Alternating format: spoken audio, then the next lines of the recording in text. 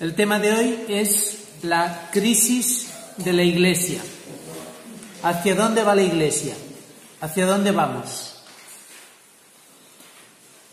Empezamos con una escena que ocurría hace casi 40 años, mejor dicho 50 años, en una emisora en Alemania, en una radio alemana.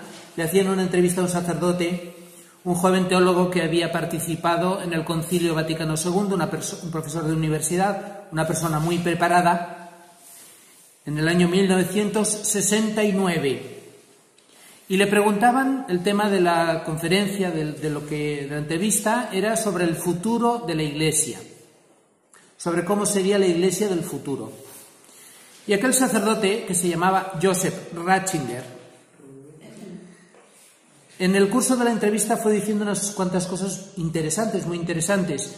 No tenemos tiempo a leerlo ahora detenidamente, pero comentaremos algunos puntos. Decía, no sé, el futuro de la Iglesia puede venir y vendrá también solo de la fuerza de quienes tienen raíces profundas y viven de la plenitud pura de su fe.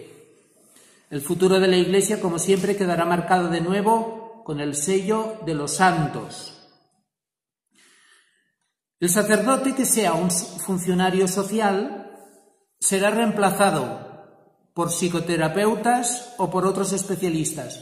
O sea, antes se iba al sacerdote, pero puede ser que eso lleguen los psicólogos y lo hagan mejor que el sacerdote. En cambio, cuando el sacerdote se pone a disposición de los demás, se entrega a ellos en sus tristezas, sus alegrías, sus esperanzas, su angustia, para hacer posible la comunidad cristiana, eso sí que tiene futuro, evidentemente. La comunidad, la Iglesia, será una pequeña comunidad. Reclamará con mucha más fuerza la iniciativa de cada uno de sus miembros. La Iglesia encontrará de nuevo y con toda la determinación lo que es esencial para ella, su centro, la fe en el Dios Trinitario, en Jesucristo, el Hijo de Dios hecho hombre, la ayuda del Espíritu que durará hasta el fin. La Iglesia reconocerá de nuevo en la fe y en la oración su verdadero centro y experimentará nuevamente los sacramentos como celebración y no como un problema de estructura litúrgica. En aquella época, en el futuro, el mundo quedará muy planificado. Podríamos decir que queda muy lleno de tecnología, con mucha tecnología, con muchos medios, con muchas posibilidades. Pero en ese mundo, el hombre, los seres humanos, se sentirán terriblemente solos. Experimentarán, cuando Dios parece que va desapareciendo de su alrededor, su absoluta y terrible pobreza interior. Y entonces descubrirán la pequeña comunidad de los creyentes como algo totalmente nuevo, como una esperanza importante para ellos, como una respuesta que siempre han buscado a tientas. Continuaba Joseph Ratzinger. Me parece seguro que a la Iglesia le aguardan tiempos muy difíciles. Su verdadera crisis apenas ha comenzado todavía. Hay que contar con fuertes sacudidas, pero estoy totalmente seguro de que al final permanecerá. No como una iglesia de culto político, una iglesia unida a la política, sino la iglesia de la fe. Decía muchas otras cosas, hago un breve resumen. El futuro de la Iglesia en su forma concreta no se puede predecir porque depende ciertamente de las circunstancias, de la sociedad, pero depende sobre todo del misterio del hombre y del misterio de Dios. Entonces tiene un aspecto que es impredecible. Pero la Iglesia permanecerá porque Dios la asegura con su presencia en ella hasta el fin de los tiempos, pero perderá adeptos. Sufrirá una gran disminución y grandes crisis. Tras la prueba de las divisiones surgirá una Iglesia más interiorizada, más simplificada. No será una Iglesia vinculada a la política, sino una Iglesia de la fe. Es una síntesis de lo que iba diciendo hace 50 años Joseph Ratzinger en aquella emisora, que podemos decir que en muchos sentidos se ha ido realizando y se continúa realizando todo lo que él preveía. Después del Concilio Vaticano II hubo una serie de reformas de la liturgia, se celebró la misa en las lenguas de cada país, de cada región, el sacerdote empezó a oficiar de cara a los fieles, se aprobó el ecumenismo, se promulgó la libertad religiosa, se reconoció la democracia como un sistema idóneo, se dio mayor papel a los obispos, se revalorizó a los laicos. Se habló también del papel importante de la mujer, aunque no se le abrió las puertas al sacerdocio. Todos estos temas, algunos de ellos fueron muy importantes para una renovación de la Iglesia y otros han quedado pendientes y todavía hoy se vuelven a plantear. Después del Concilio Vaticano II ha habido como una gran transformación de la Iglesia, pero también algunas personas dicen que ha habido como un retroceso, que no se ha acabado de aplicar todo lo que pedía el Concilio Vaticano II. Y por otro lado otros dicen que se quedó corto, que había que cambiar mucho más. El Concilio Vaticano II supuso una puesta al día de la Iglesia, pero 50 años después muchos piensan que no se ha agotado el proceso, que hay que seguir adelante, que hay que continuar cambiando. Después del concilio, con el final del concilio, estaba de papa Pablo VI. Después han venido 4 papas más: Juan Pablo I, Juan Pablo II, Benedicto XVI y el Papa Francisco. Podemos decir que son papas muy distintos, pero que todos ellos tienen sus raíces y aluden en sus escritos mucho y centran su ministerio como papas en la doctrina del Concilio Vaticano II, todos. Y podemos decir que algunos dicen que el Juan Pablo II que era muy conservador, que la Iglesia retrocedió, pero yo creo que más bien tendríamos que decir que el Concilio Vaticano II es una riqueza muy grande para la Iglesia, donde caben diversas sensibilidades, distintas maneras de entender, de comprender y de vivir la fe, pero con una unión en lo fundamental, pero con elementos distintos. Entonces cada papa aporta una dimensión importante que estaba contenida en el Concilio Vaticano II y en todos los obispos que se reunieron allí. En conjunto podemos decir que el Concilio Vaticano II supone un cambio de actitud de la Iglesia, que anteriormente estaba como muy encerrada en sí misma, y se propuso pasar a una actitud de acercamiento al mundo, de acogida de los valores positivos, para de este modo poder cumplir mejor la misión de la Iglesia, de llevar el Evangelio a toda la sociedad. Después de este proceso podemos hacer una visión. ¿Cuál es la situación actual? ¿En qué momento estamos? ¿Cuál es el análisis de nuestra realidad? ¿Qué problemas tenemos? Es evidente que hay una gran secularización de la sociedad y de la cultura, hay una falta de práctica religiosa, hay un desprestigio de la institución eclesial y un rechazo de la jerarquía en muchos casos. Parece que perviven con más fuerza formas religiosas de tipo devocional, de tipo también tirando a lo folclórico, pero que claro que se puede perder un poco el espíritu profundo de la vida cristiana. Hay una gran falta de vocaciones sacerdotales, religiosas. En muchos ambientes de la Iglesia hay desánimo, desilusión, incertidumbre. Incluso dentro de la misma Iglesia hay un ambiente de tensiones entre los conservadores y los progresistas, los que creen que se ha ido demasiado lejos, que hay que volver atrás, y los que creen que todavía hay que ir mucho más adelante y continuar progresando. Podemos decir que hay una cierta confusión. Por otro lado, se da una cierta sensibilidad de grupos sociales, una mayor sensibilidad por la actividad social, y eso también es una dimensión importante, pero a veces corre el peligro de que confundir la Iglesia simplemente con esa actividad social, como si fuese una ONG, que no es eso.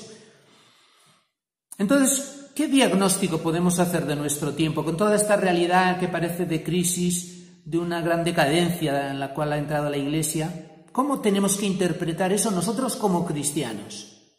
Primero de todo, que la gente critique a la Iglesia no quiere decir que la Iglesia vaya mal, porque ya nuestro Señor ya nos anunció que los cristianos, si somos cristianos de verdad, íbamos a tener persecuciones. O sea que el que hablen mal o el que se digan ciertas cosas, no sabemos si es bueno o si es malo. No podemos estar pendientes de lo que dicen los demás y querer agradar a todo el mundo. Eso, aparte de imposible, pues es erróneo. El mensaje cristiano no funciona así, ya nos lo dijo ya nuestro Señor. Y hay que tener en cuenta, ahí está aquella frase de Jorge Manrique que decía que cualquier tiempo pasado fue mejor. No sé si cualquier tiempo pasado fue mejor. Esa es una frase también que a veces la repetimos y que quizá no sabemos o no creo que responda mucho a la realidad.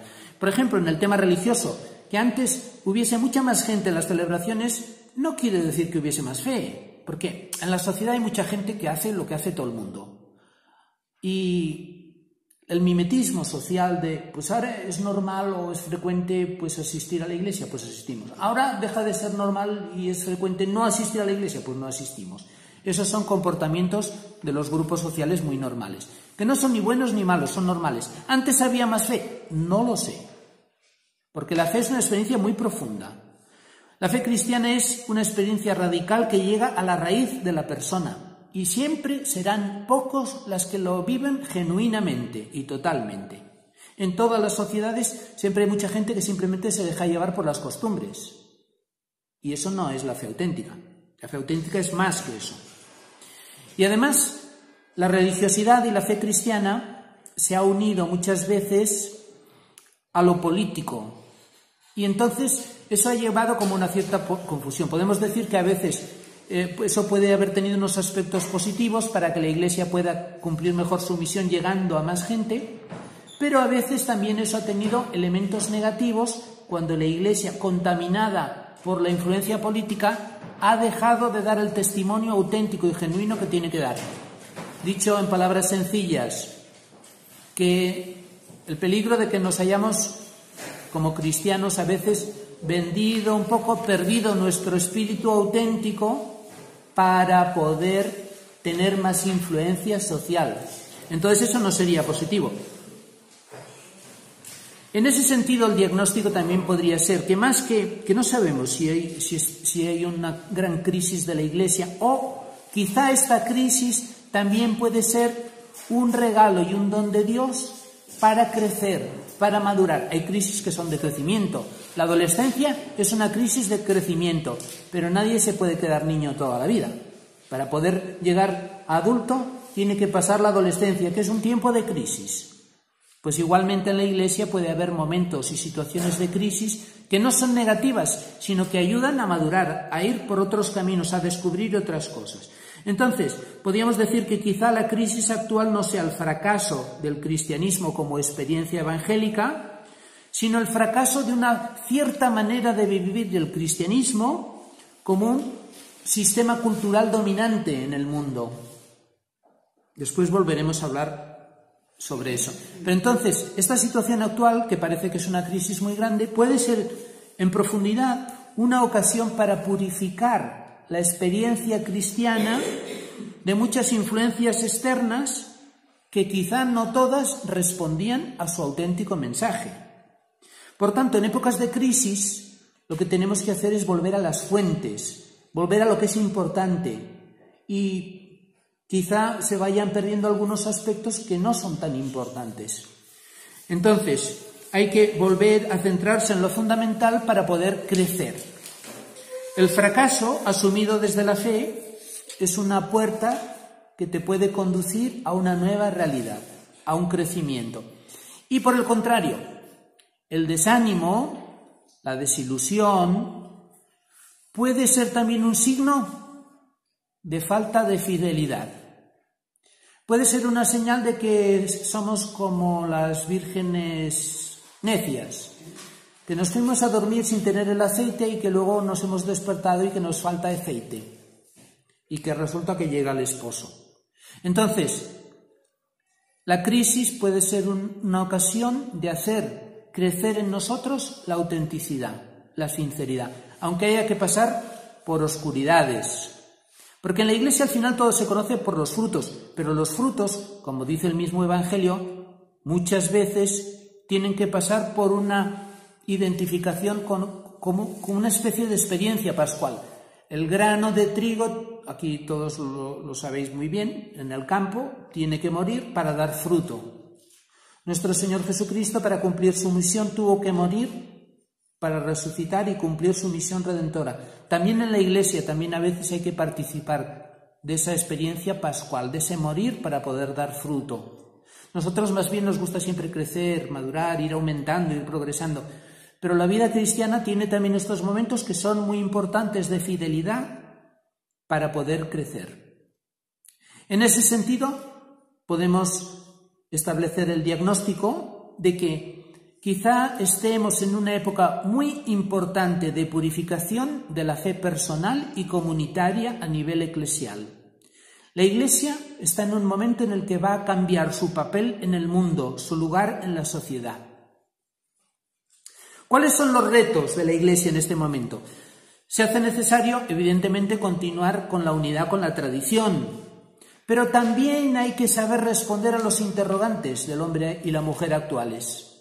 Hay que darle respuesta a las preguntas fundamentales del hombre de hoy, con su realidad, con sus circunstancias, con su estilo de vida.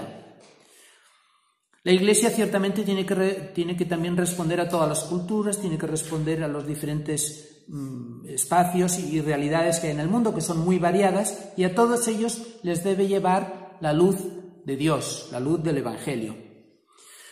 Podemos decir que la Iglesia tiene como tres grandes dimensiones que no hay que perderlas. Primero, una dimensión profética, es llevar la palabra de Dios al mundo y al hombre de hoy, para que el hombre pueda llegar a una plenitud. Una dimensión litúrgica, que es celebrar la propia fe en comunidad para que eso también nos alimente espiritualmente y nos haga crecer. Y una función caritativo-social, atender a las necesidades de los hombres, de la comunidad y de fuera de la comunidad. Esta triple dimensión se tiene que dar siempre y se tiene que dar unida. No puede ser que se dé solamente una cosa, porque podría llevar a una deformación. Si la Iglesia solamente es profética, pues se puede convertir en un loco que está gritando en el desierto. Si la Iglesia solamente se preocupa por la liturgia, pues entonces se podía convertir en un espiritualismo ritualista que no conecta con la realidad y con las personas.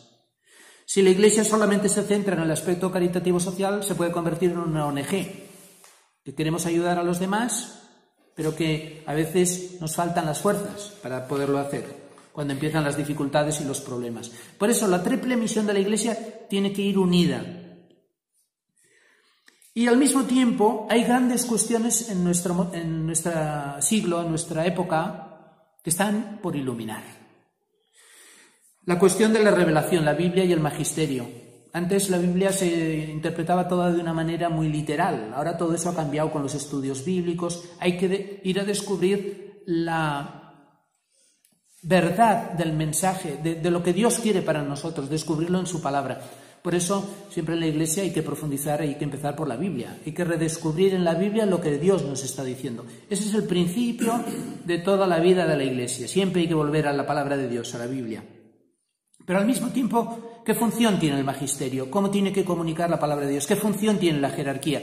Todo eso hay que redescubrirlo e iluminarlo en una nueva época que estamos viviendo. Antes los modelos eran modelos muy autoritarios, al igual que la sociedad y que las culturas habían pues dictaduras. Ahora hemos pasado a la democracia. Ahora hay otros estilos de organización social. Bueno, pues la Iglesia tampoco tiene que copiar lo que hacen los demás. Si antes la Iglesia no tenía que ser una dictadura, ahora quizá no tiene que ser una democracia, sino que tiene que encontrar su propia manera de organizarse para ser fiel a su misión. Y la misión es poder llevar la palabra de Dios a los demás. Bueno, el primer problema, la Biblia y el magisterio. El segundo problema, la Iglesia en sí. ¿Cómo tiene que funcionar la Iglesia, la eclesiología, la comunidad? ¿Cómo tiene que ser la Iglesia como comunidad? Ese es un problema fundamental. Antes había una concepción piramidal de la Iglesia. Arriba de todo estaba el Papa, después estaban los obispos, después estaban en orden de jerarquía y de valor y de importancia. Después estaban los laicos, que casi no tenían importancia, y las mujeres todavía menos. Y esa era la concepción social que en cierto sentido influía en la Iglesia. Pero claro, esa eclesiología hoy en el mundo ya está completamente rechazada y superada. Bueno, pues en la Iglesia quizá antes no tenía que ser una concepción piramidal, ahora tampoco, pero hay que descubrir la auténtica concepción comunitaria y social según lo que Dios quiere, no según las costumbres sociales. Y hay temas importantes, como por ejemplo el tema de la mujer. Yo diría mejor el tema de la relación del hombre con la mujer. Ahora se habla mucho del papel de la mujer y ciertamente la mujer hay que descubrirla, pero hay que situarlo bien este problema. El tema es la relación del hombre y la mujer. Dios ve al hombre en relación con la mujer y a la mujer en relación con el hombre. No los ve como dos géneros distintos que están luchando por rivalizar a ver quién manda más o quién domina al otro. Eso es como lo vemos nosotros los hombres. Pero Dios no lo ve así. Dios los ve llamados, el hombre y la mujer, a la unidad y al amor. Entonces eso hay que profundizarlo, hay que descubrirlo. Todos esos son los grandes retos de nuestra época. Es necesario, como ha dicho el Papa Francisco, que todos ayudemos en una necesaria reforma para la Iglesia, porque de fondo hay una gran crisis cultural y social, ciertamente, pero también porque estamos en una época en la cual se tiene que progresar, se tiene que salir del clericalismo en el cual durante muchos siglos ha funcionado la Iglesia, y puede ser que haya funcionado bien así, pero ahora hay que pasar a otra forma de organización eclesial. El Papa Francisco ha dicho, no estamos en una época de cambios, sino en un cambio de época, que es mucho más. No es que haya unos cuantos cambios, no, es que está cambiando cosas esenciales, cosas fundamentales están cambiando. Pero no lo fundamental de la fe. Lo fundamental de la fe hay que mantenerlo siempre, evidentemente. Entonces, en el tercer apartado, ¿qué ha pasado en el trasfondo de la cultura, del pensamiento de las personas para que tengamos una crisis tan grande? Aquí se podría hablar de muchas cosas. Se podría hablar del pensamiento científico, que es lo que ahora es el modelo de todas las ciencias, de todo el pensar, de la manera de funcionar la razón. La cultura actual evidentemente se ha secularizado mucho, ha perdido muchos valores religiosos. Pero vamos a hablar de tres autores que un filósofo francés que se llama Paul Ricoeur los definía como los maestros de la sospecha, que son Nietzsche, Freud y Marx, que han influido mucho en la gran crisis cultural actual. Y vamos a dar una pincelada de cada uno de ellos. Muy sencillo, lo explicaremos muy sencillamente. A finales, los tres son de finales del siglo XIX y principios del siglo XX. En el siglo XIX, el primero de ellos, Nietzsche, critica la moral burguesa cristiana, que era dominante en Europa. Y Nietzsche dice que el cristianismo es una moral de esclavos, que hay que liberarse, que hay que vivir la vida con pasión, hay que exaltar el superhombre, hay que buscar una nueva moral. De Nietzsche es aquella famosa frase, Dios ha muerto. No sabemos si Dios ha muerto, pero lo que sí que es seguro que Nietzsche ha muerto. Y en cambio de Dios seguimos hablando de Nietzsche también. Pero podemos decir que Nietzsche plantea como la crisis de la moral tradicional y deja al hombre en un vacío metafísico, en un vacío en el cual el mismo hombre tiene que hacerse responsable de sí mismo y tiene que solucionar sus problemas y construir sus valores. Nietzsche, un primer personaje en la filosofía y en la moral. Karl Marx. Marx, él era judío y lo que hace es, en cierto sentido, todo el pensamiento judío lo seculariza. O sea, es un pensamiento judío, pero quitando a Dios del medio. Para Marx, lo importante es la materia. Todas las ideologías, todas las ideas, todas las filosofías, incluso la religión, todo eso son superestructuras, son cosas que nos vamos elaborando nosotros, pero que lo único fundamental es la realidad, el materialismo, y hay que actuar sobre la realidad, hay que transformar la sociedad, hay que fomentar con la lucha de clases el cambio de las estructuras para eliminar las injusticias del mundo. Ya que Dios parece que no hace nada, pues somos los hombres los que tenemos que hacerlo, porque la religión ha sido un opio para el pueblo, una droga para que la vayan tomando y para que estén tranquilos, para que no cambien la sociedad, para que no luchen contra los poderosos que están dominando este mundo y se contenten con las cosas como están, con una esperanza en que ya después en el cielo ya recibirán pues la gloria y el bienestar que aquí no viven. Entonces se pone en duda el cristianismo también como una organización social y con la influencia social que ha tenido en la humanidad. Y tenemos a Nietzsche en cuanto a la filosofía y la moral, Karl Marx en cuanto a la organización social de la cultura, de la sociedad. Y tenemos a Freud, que todavía da un paso más. Sigmund Freud, que vivía en una sociedad pues bastante acomodada y moralista del centro Europa, trae con el psicoanálisis una gran revolución sobre la concepción del hombre. En el hombre, dice Freud, hay una interioridad, hay una inconsciencia que tiene un gran poder. Y las primeras experiencias del niño son fundamentales y son las que influyen toda la vida de la persona, los traumas, las experiencias. Entonces, la religión no es nada más que un invento humano aprovechando la interioridad inconsciente de cada uno. Es como una neurosis colectiva. Cuando el niño experimenta pues con la madre una unidad muy grande con el padre, que es el que le protege, todo eso después lo traslada psicológicamente a una imagen y eso es la imagen de Dios. Y eso, como las experiencias de los niños y del crecimiento las tenemos todos, eso modela una imagen de lo que después será Dios en la religión.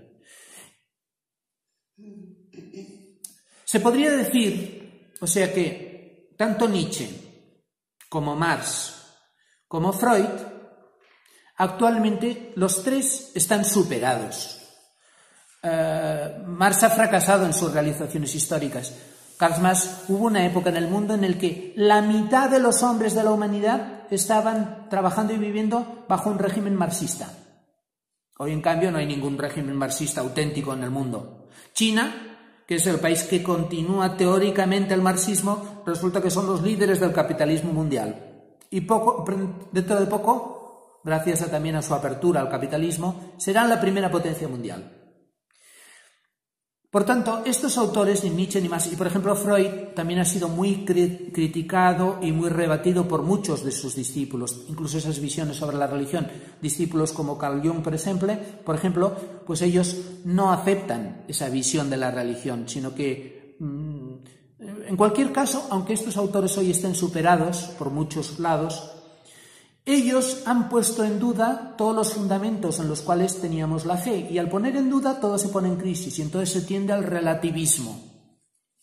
Joseph Ratzinger, antes de ser papa, en la misa del funeral de Juan Pablo II, tuvo una homilía muy interesante y muy influyente en la cual alertaba a la Iglesia sobre el peligro del relativismo en el mundo actual.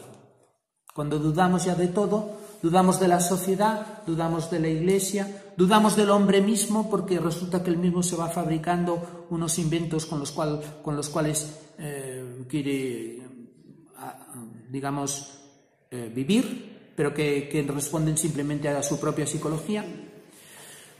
El mismo Freud había dicho que el psicoanálisis, esta visión suya, había sido la tercera gran herida que la investigación, la cultura, había hecho al narcisismo humano.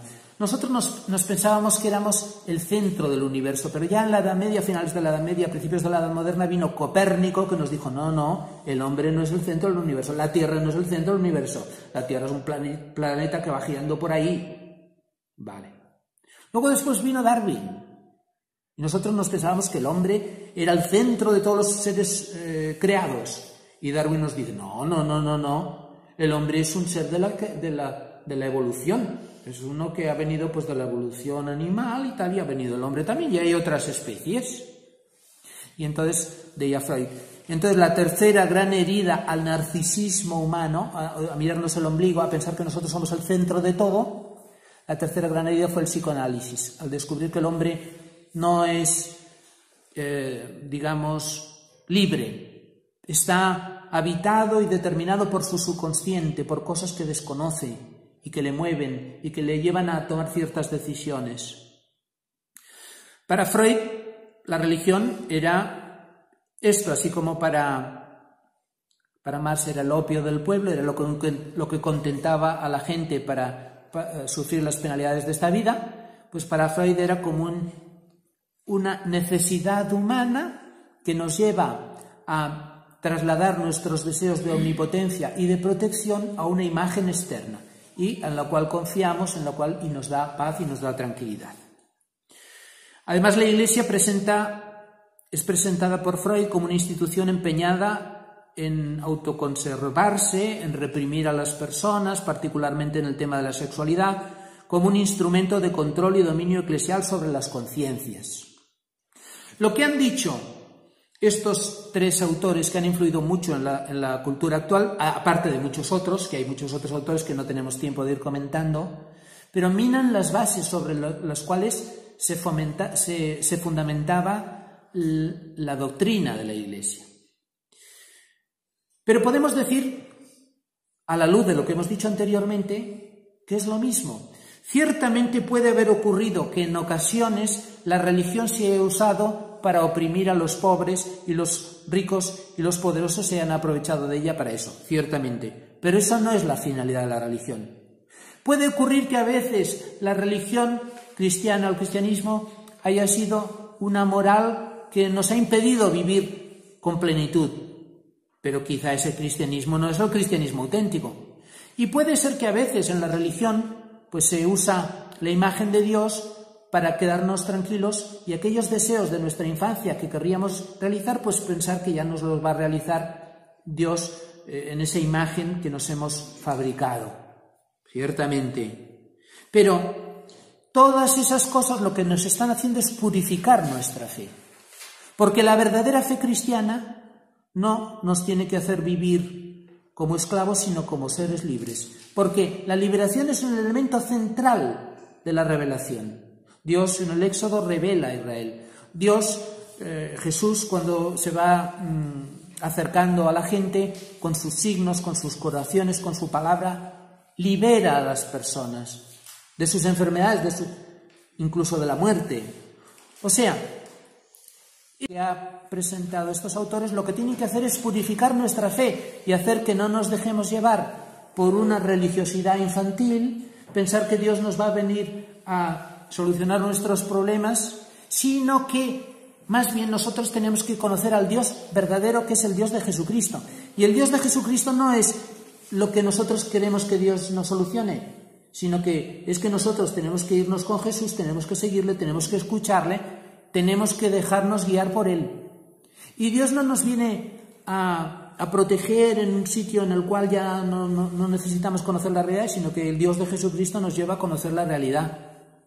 Y Dios no nos quita la cruz para que estemos protegiditos y viviendo siempre en el vientre materno, que es lo que psicológicamente aspiraríamos siempre por nuestra propia naturaleza. El vientre materno es como la protección, es la seguridad, pero nuestro Señor Jesucristo y todos nosotros no estamos llamados a vivir en el vientre materno, sino a salir de Él y a asumir y a tomar nuestra cruz y a vivir la realidad. No vivir en un mundo ideal, imaginario, con un Dios superpaternalista que nos va a proteger en cualquier necesidad. No, que va. El cristianismo auténtico nos lleva a vivir la realidad, a asumir las dificultades, los sufrimientos, la cruz de cada día. Por tanto, vemos que todo lo que estos autores han dicho nos puede ayudar a vivir una fe cristiana más auténtica, más verdadera. El Dios de Jesús es amor, sí, pero no es el amor que necesitaríamos que nos den, sino que es el amor que nosotros tenemos que dar. Y también lo recibiremos, claro, pero que nos lleva también a comprometernos, a trabajar en el mundo, no a encerrarnos en nuestra psicología autoprotegida. Vivir la fe es seguir a Jesús, no es buscar a nuestro Dios imaginario que satisfaga nuestros deseos. Tras esta crisis cultural que cuestiona la manera como vivíamos la fe, descubrimos que hay un regalo también de parte del Espíritu en la historia que nos puede ayudar a vivir la fe de una manera más sincera, más auténtica, más verdadera, sin aquellas imaginaciones o aquellas cosas que ciertamente la podrían deformar.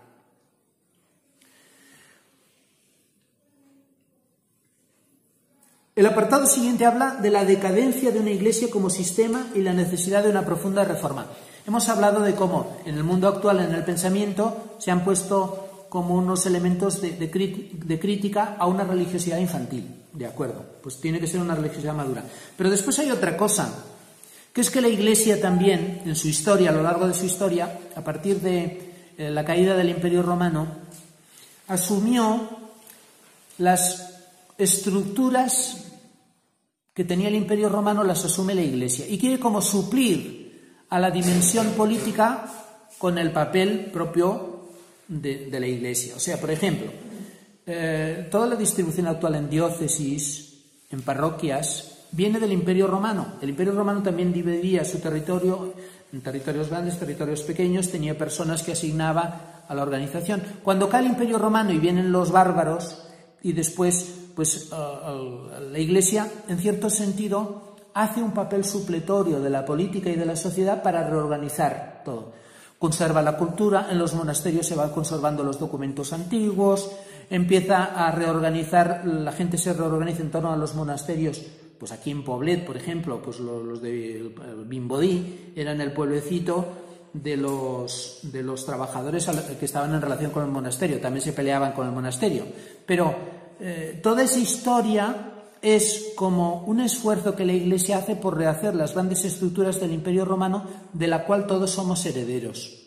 Nuestra cultura, nuestra sociedad es heredera de los romanos, es heredera más lejos también de los griegos, de la filosofía griega, pero también mucho de la organización de los romanos. Y la Iglesia, en cierto sentido, asume este papel. Y por eso, durante mucho tiempo, la Iglesia ha tenido la tendencia y quizá la tentación de unirse a lo político. Por ejemplo, cuando vinieron los pueblos bárbaros, pues la Iglesia, en muchos casos, intentó evangelizarlos, consiguió convencer y convertir al jefe de aquel pueblo bárbaro. Y entonces todo el pueblo se hacía cristiano a la vez. Pero claro, era una forma de fomentar el cristianismo que era muy superficial y que estaba muy unida a la política. Entonces era como una tentación que la Iglesia ha tenido de convertirse en un sistema que sustituye o que acompaña o que se une a la política. Y todo eso, que empezó con la caída del Imperio Romano, pues en el siglo V, VI, VII, en aquella época, en la Edad Media se fue consolidando, ha durado hasta el tiempo actual.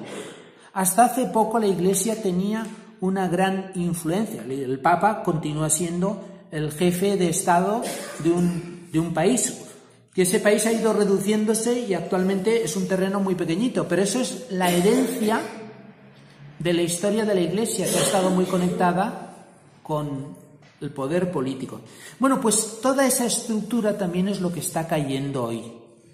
Y hoy el mundo se organiza ya sin la influencia de la Iglesia, se va secularizando. Y eso que nos parece que puede ser malo, porque la gente ya no tiene tanta facilidad para acceder a los contenidos religiosos y va perdiendo las costumbres religiosas, también puede ser un motivo de purificación de nuestra fe, para no pensar que simplemente por ir en procesión ya la gente es cristiana. Que la gente, aquel barniz de religiosidad que tenía antes ayudado por la influencia política, se va perdiendo. Esto es también al mismo tiempo una ocasión de que las personas encuentren una experiencia de fe más auténtica, más sincera.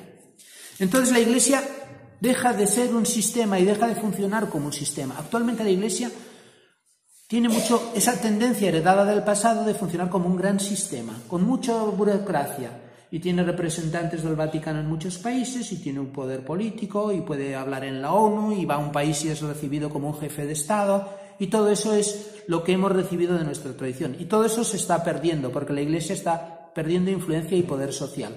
Pero también eso puede ser una ocasión para redescubrir la Iglesia de otra manera, como un espacio de gratuidad, de comunión, no como un poder político, como una influencia social, con la cual quieres hacer bien a los demás, sí, de acuerdo.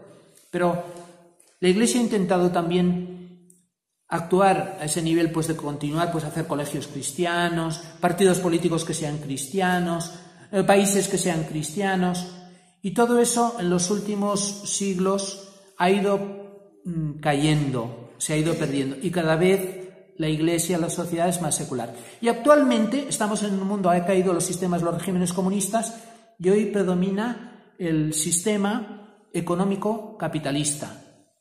Y el sistema capitalista se organiza en función de la economía, con la razón, intentando solucionar los problemas de la gente, pero enriqueciéndose unos, descartando a otros, y ese es el modelo de funcionamiento social actual, que no tiene competencia, porque antes había los sistemas comunistas que hacían la competencia, pero todos ellos fracasaron. Ese es el sistema actual. Bueno, pues entonces experimentamos la descristianización de Occidente, pero ahora quizá eso sea una ocasión. Muchos de los antiguos creyentes del tercer milenio están dejando la estructura eclesial, porque quizá en la estructura eclesial encuentran como esa gran estructura con una forma antigua, pero les falta encontrar el ambiente familiar, concreto, humano, cercano, donde puedan experimentar la gratuidad del amor de Dios, la oración, la comunión. Quizá la Iglesia estamos en ese momento en el que tiene que pasar de ser una gran estructura, de una gran influencia social en cada país, en cada región, en cada provincia, para ofrecer a las personas una experiencia de Dios. Algo que no sea tanto un sistema. Porque claro, el sistema tiene que ofrecer cosas, y tiene que poner supermercados, y tiene que organizar, y tiene que poner transportes, y tiene que organizarlo todo. Pero si la Iglesia no es eso, ya no tiene que organizar todo. Ya no tiene que dar sacramentos a todo el mundo simplemente como quien va al supermercado, sino que tiene que preocuparse en crear ambientes donde las personas experimenten la fe. Y entonces tengan interés, entonces los sacramentos serán más vivos, no serán simplemente apuntarse y después hacer el sacramento y después irse a casa y no volver a la Iglesia, que esto ocurre mucho en nuestra realidad actual. Hay que ir pasando a la otra realidad, que la Iglesia cree ambientes en los cuales las personas hacen experiencias de comunión, de relación, de oración, de ayuda a los demás, experiencias litúrgicas en las cuales experimentan que Dios habla, o todos los elementos que decíamos anteriormente, o experimentar la palabra de Dios como algo que te habla personalmente a ti, que te dice algo, que te comunica en tu realidad personal, en tu problemática, por lo que tú estás necesitando. Esto son los nuevos espacios en los cuales la Iglesia tiene que crecer, cuando está perdiendo fuerza en todo lo otro. Ahora llegará un momento en que la Iglesia tendrá vida cuando haya comunidad. Ahora la Iglesia depende de los campanarios. Aquí hay un campanario, bueno, pues la parroquia tal. Aquí hay otro campanario tal. Pues tendremos que pasar a una realidad completamente distinta, donde la Iglesia sea donde haya una comunidad. Y habrá muchos campanarios que no tendrán comunidad, e igual habrá comunidades que no tendrán campanario. Porque lo importante es que haya vida, que haya relación, que se experimente en la gratuidad, no una compra y una venta, que es lo que hace el mercado, lo que hace el sistema, lo que hace el mundo, comprar y vender, todo es comprar y vender. Pero comprando y vendiendo uno no encuentra la solución y la satisfacción de sus necesidades más profundas, que son de amor, que son de comunicación, que son de generosidad. En ese espacio es donde tiene que trabajar la Iglesia, y donde tiene que crecer, y donde tiene que madurar. La Iglesia pertenece al mundo de la vida, a la experiencia de gratuidad y comunión, no al sistema.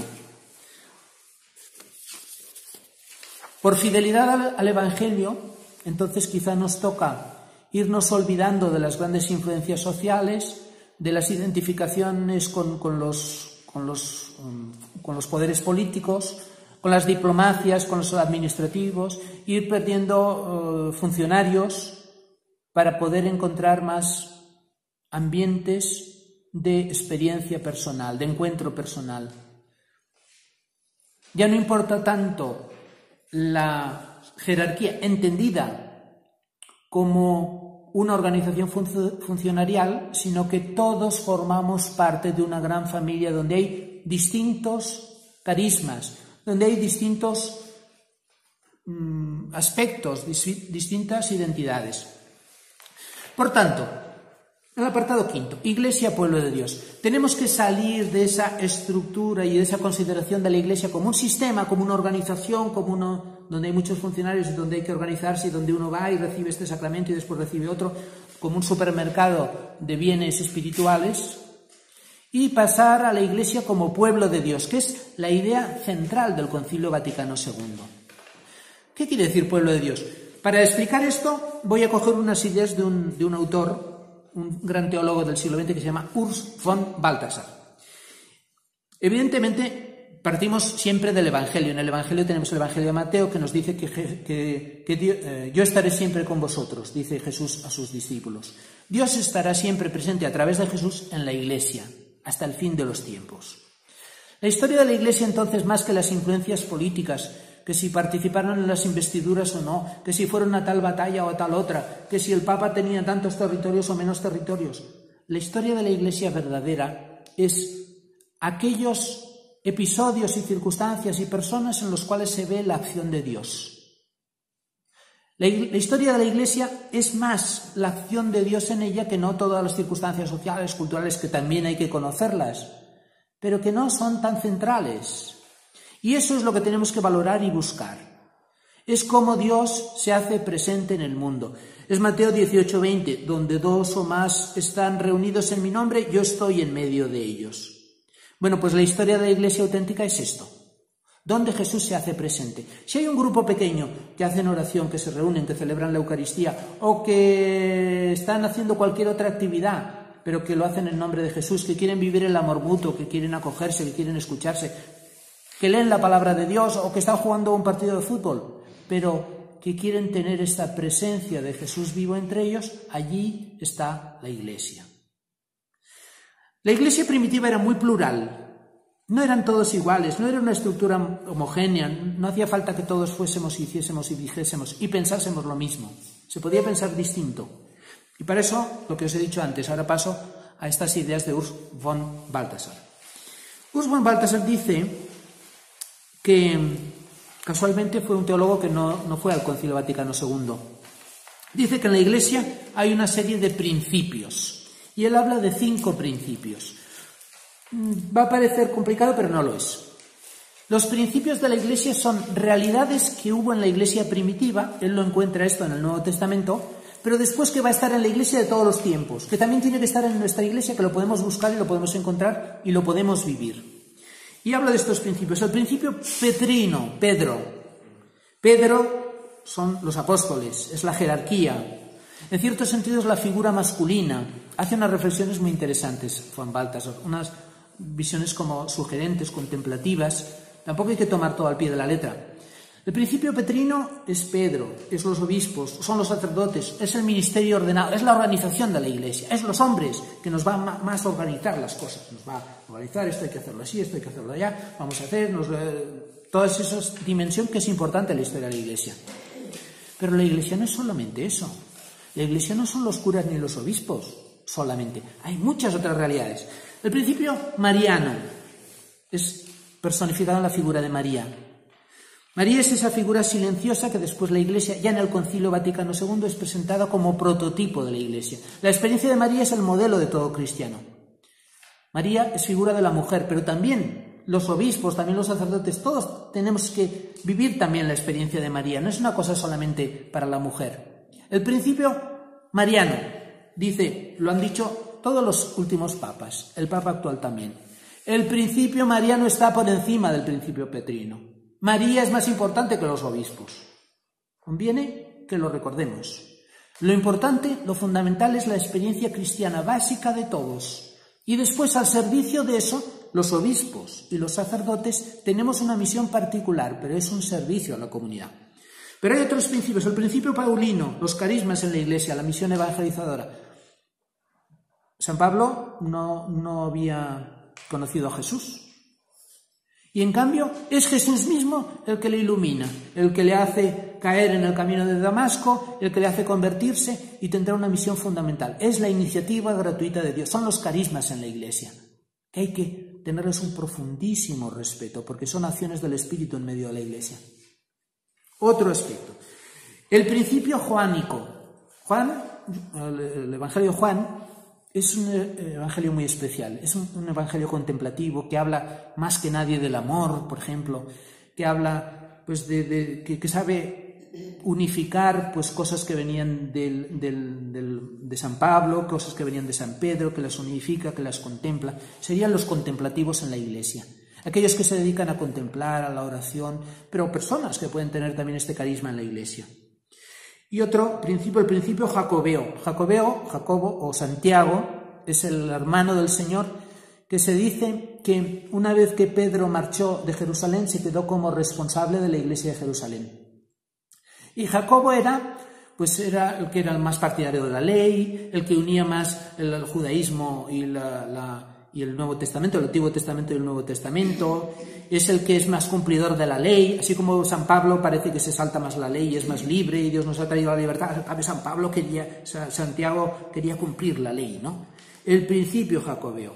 Bueno, pues la Iglesia es una unión armónica de todas estas realidades. ¿La más importante de todas cuál es? ¿El principio petrino? No, el principio mariano. Es la experiencia cristiana, es la vida de familia, es la experiencia silenciosa y callada de escuchar la palabra y obedecer. María es la que representa en la Iglesia la obediencia plena a la palabra de Dios, en su magnífica y en su fiat, hágase en mí según tu palabra. Es el ejemplo pleno y completo de la obediencia que la Iglesia tiene que vivir a Dios. También Pedro tiene que vivir esta obediencia de María. Y el principio petrino y el principio mariano tienen que ir unidos, y si no viven unidos, no hay. Evidentemente en la Iglesia lo fundamental siempre es la presencia de Jesucristo, pero todos los principios están en función de Jesucristo. El principio mariano es el fundamental y el principio petrino es muy importante, es el organizador, es el que también el punto de unidad de la Iglesia. El punto de unidad no es María, es Pedro. Ahí está el misterio de la Iglesia, pero en un juego de relaciones, en un juego de armonía, de acogida, de escucha, de obediencia. Todos tenemos que obedecer en el fondo a Dios. Y también que Pedro sea el punto de unidad de toda la Iglesia es también un regalo de parte de Dios para en este conjunto de relaciones humanas que tiene que darse en el seno de la Iglesia pueda resaltar la presencia de Dios, la presencia de Jesús en medio de la comunidad cristiana. Por tanto, esto es la Iglesia, y esto que se dio en el cristianismo primitivo y que después lo vemos reflejado, pues no sé, en la Iglesia de los Hechos de los Apóstoles, en la primitiva comunidad cristiana, también continúa apareciendo en la Iglesia de todos los tiempos, y son las referencias que tenemos. Jesús en su vida se rodeó de una constelación humana compuesta por María, por Pedro, por los apóstoles, por Marta y María, las hermanas de Betania, por la samaritana, por la cananea. Todas estas personas que rodeaban a Jesús son las que nos iluminan para descubrir cómo tiene que ser la Iglesia en todas las épocas, porque todos esos principios continúan actuando y continúan estando presentes hoy. Hasta el día de hoy hemos tenido una imagen demasiado piramidal de la Iglesia, donde parecía que lo importante era la obediencia al Papa y la obediencia a los obispos. Sí, pero en el conjunto de todas estas relaciones humanas que son las que realizan la unidad de la Iglesia, en la diversidad, aceptando cada uno con el carisma que tiene cada uno. María evidentemente es el prototipo para todos. El sí de María a Dios es el ejemplo del amor perfecto. El principio mariano es más fundamental que el principio petrino. Lo ha dicho el Papa Francisco, lo dijo Benedicto XVI y lo dijo también Juan Pablo II. Son elementos que han entrado en la Iglesia, que no sabemos muy bien cómo aplicarlos, porque el Papa Francisco también dice que hay que encontrar el papel de la mujer en la Iglesia, pero que no sabe cómo empezar. Esto no lo dice, pero se supone. Por tanto, la esencia de la Iglesia, en la esencia de la Iglesia destaca el principio mariano como fundamental y después todo. Y los ministerios están en función de ese principio mariano que es el que crea el ambiente de familia en la Iglesia. Hay que caminar hacia una Iglesia comunidad, pueblo de Dios. La organización jurídica de la Iglesia es importante, pero ha sido demasiado subrayada en épocas pasadas. Y ahora hay que pasar a descubrir más bien la comunidad, la vida de familia. El hombre como ser social necesita una familia.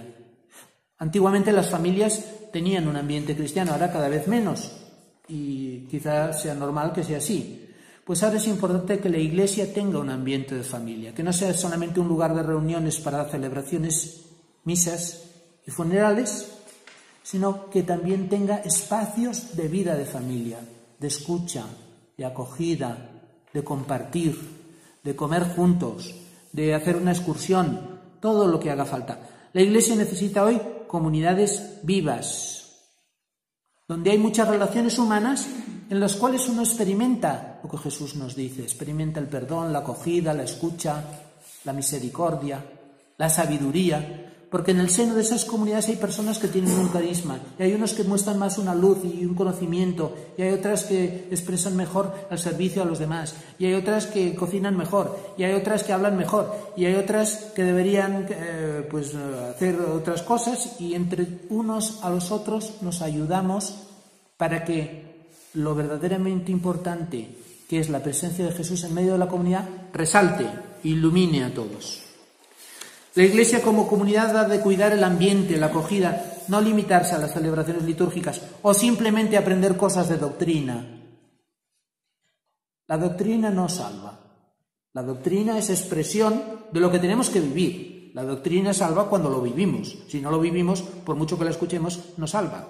El único que salva es nuestro Señor Jesucristo. Entonces la vida de la Iglesia nos tiene que hacer presente a Jesús. Y Jesús se hace presente de muchas maneras.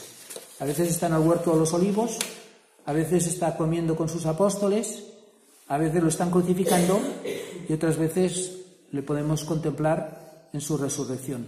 Todas esas experiencias, de alguna manera, las podemos revivir en el seno de la comunidad cristiana. Y eso es lo que tenemos que descubrir hoy y siempre. Conclusión, intuiciones para una nueva Iglesia. Estamos en una situación de crisis eclesial, de una situación de decadencia, sí o no. Quizás sea una gran ocasión que el Espíritu da a nuestra época para vivir nuestra fe de una manera nueva, más profunda, más rica. Parece que hay muchos problemas en la Iglesia, ciertamente. Lo importante es que nosotros procuremos vivir con sinceridad y con autenticidad nuestra fe y ser luz para otros. Estamos en un momento en el que todos tenemos que ser maduros en la fe. No tenemos que esperar que otro nos guíe. Tenemos que vivir nosotros una fe auténtica.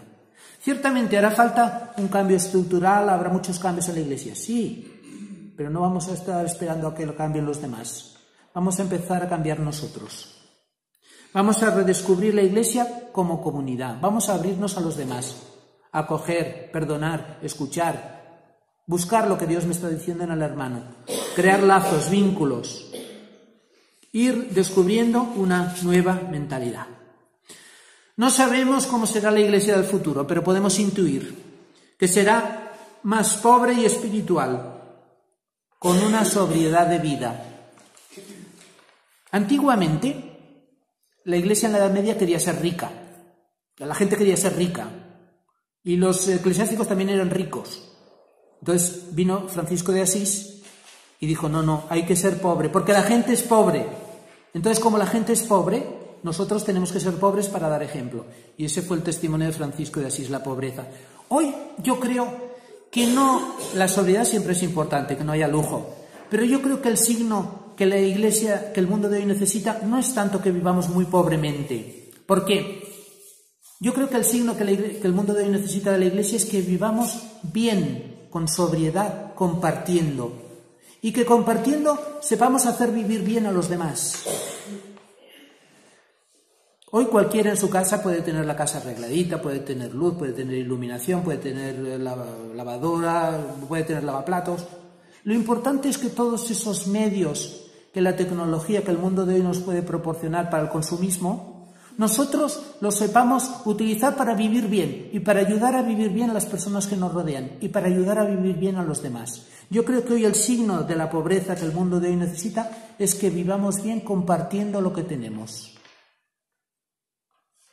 No hace falta parecer pobres, porque a veces eso puede ser una riqueza, un orgullo. Tenemos que vivir compartiendo y ayudando a que los demás vivan bien. La Iglesia tiene que ser profética, litúrgica, con la caridad, dentro de la comunidad y hacia afuera, con atención a los necesitados. La Iglesia tiene que ser comunitaria, menos institución y burocracia, más vida de familia. Un signo de unidad y de comunión, respetando la diversidad. Todos somos importantes, todos aportamos algo, todos tenemos un lugar, pero se tiene que palpar la unidad dentro de las diferencias. La unión, pero fruto de una experiencia de amor en la cual nos acogemos mutuamente. El Evangelio dice: en eso conocerán que sois mis discípulos, que os amáis unos a otros. La relación entre las personas, eso es lo que atrae. Hoy no podemos evangelizar repitiendo lo que dice el catecismo por los altavoces. Eso no atrae, aparte de que hay mucha gente que ya se lo tiene sabido y no le atrae. Lo que atrae hoy es ver personas que, queriendo vivir el Evangelio, se acogen, se respetan, se quieren. Y eso sí que atrae. Y eso atrae a todo el mundo, porque ese lenguaje lo entiende todo el mundo. El lenguaje del amor es el lenguaje de la palabra de Dios. Y eso, vivido, lo entiende todo el mundo. Y la Iglesia tiene que ser mistagógica. Había que poner alguna palabra también así un poco más complicada. Mistagógica significa que te ayuda a entrar en el misterio, que es una pedagogía para entrar en el misterio de Dios. La Iglesia tiene un misterio, que es que puedes conocer a Dios, que puedes experimentar a Dios. Y eso te lleva a un cambio de mentalidad y una mentalidad nueva. Cambio de mentalidad sería la conversión que Dios nos pide, y la mentalidad nueva es aprender a ver las cosas como Dios las ve. Yo, por mi historia, por mi cultura, por mi familia, puedo tener unos gustos, unas aficiones, unas ideas, pero si yo hago la experiencia de Dios, hay algo en mi interior que cambia y me ayuda a ver cosas nuevas, cosas que yo quizá ni me imaginaba. Y esa experiencia interior de Dios también se hace exterior y me ayuda a ver cosas nuevas. Bueno, pues esa transformación personal y ese crecimiento en la comunión que todos necesitamos y que queda reflejado en el modelo de la Iglesia primitiva en los Hechos de los Apóstoles, que vivían con un solo corazón y un solo alma, ponían los bienes en común, oraban juntos y vivían llenos de alegría. Una Iglesia que tiene que ser a la vez profundamente humana y profundamente divina. No un espiritualismo, no una cosa humanista simplemente que se agota en ello, sino una humanidad muy profunda que te hace mirar más allá y que te hace comprender cómo sería Dios, Jesús, encarnado hoy en medio de los hombres. Un proyecto de Iglesia que siempre nos tiene que animar, nos tiene que llevar adelante, que no nos tiene que desanimar porque también sea muy difícil o muy complicado, porque no es algo que tengamos que hacer nosotros por nuestras fuerzas, sino que es la misma presencia de Jesús en la comunidad cristiana que nos dirige, que nos guía y que nos ayuda a conseguirlo. Gracias.